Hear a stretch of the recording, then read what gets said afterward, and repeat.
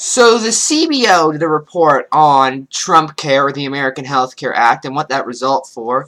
Here are the results. I'm going to start off with the positive, because there is a positive in it. And that is, it would decrease the federal deficit by $321 billion a year. Now, that is a lot, and that is a good thing. We should lower it. However, I don't really feel the risk is worth the reward, because it will cause 22 million fewer people to be insured over the next 10 years. You know how many people are uninsured in single-payer healthcare systems? 0. None. No one is insured in those systems. Okay, not only that, but here are some other things I found. By 2026, 49 million people would be uninsured, as opposed to the 28 million if the Affordable Care Act would be left in place.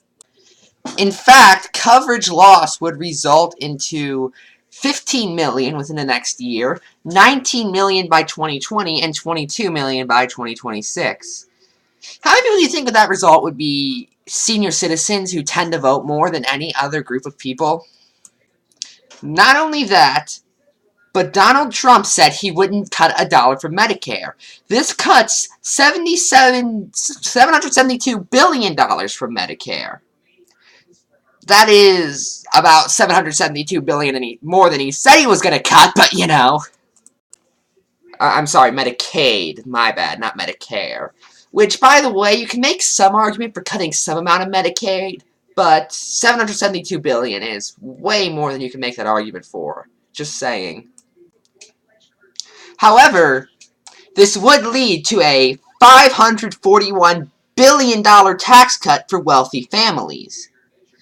So, if you don't want to have to pay into the system like everyone else, even though in a lot of cases the system is subsidizing your businesses, making it impossible for your big corporations to fail, that's fine. That's the thing, by the way. These people are paying more in taxes, or paying less in taxes than they're receiving in subsidies. A lot of these companies and corporations. So, why is it that they can pay less in taxes than they're giving? They're basically making money off the system. But anyway, that's just some of the things I noticed when going through.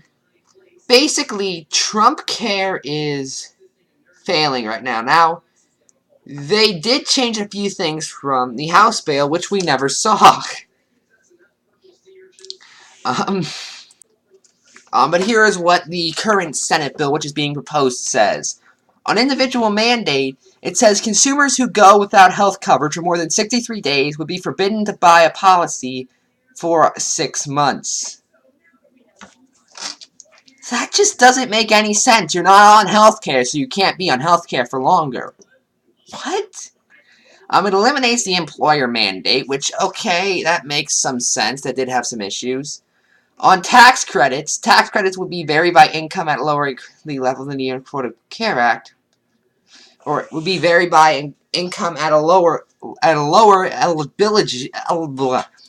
eligibility level than under the Affordable Care Act. The credits are smaller because their value is tied to the cost of less generous insurers than the Affordable Care Act. Okay. Nothing really to say there. On age-based pricing, insurers can charge older customers up to 5 times what they can charge younger people. So, if you're an older person, you get charged 5 times more than your younger employees. How do you think that's going to affect senior citizens?